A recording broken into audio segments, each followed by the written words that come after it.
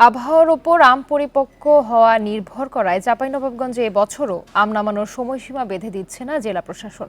জেলা প্রশাসকের সম্মেলন কক্ষে ম্যাঙ্গো ক্যালেন্ডার প্রণয়ন ও নিরাপদ আম উৎপাদন বিপণন বিষয়ক সভায় এ সিদ্ধান্ত নেওয়া হয়।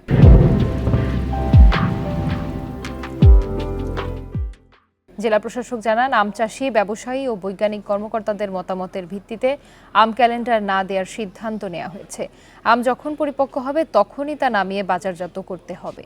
তবে অপরিপক্ক আম বাজারজাত করলে আইনানুগ ব্যবস্থা নেওয়ার কথা জানান জেলা প্রশাসক। এর আগেও চাঁপাইনবাবগঞ্জে পরপর ৩ বছর আম ক্যালেন্ডার ঘোষণা করা হয়নি। সভায় আম পরিবহনের জন্য 10 জুন থেকে ম্যাঙ্গো স্পেশাল ট্রেন চালু করা হতে পারে বলেও জানানো হয়।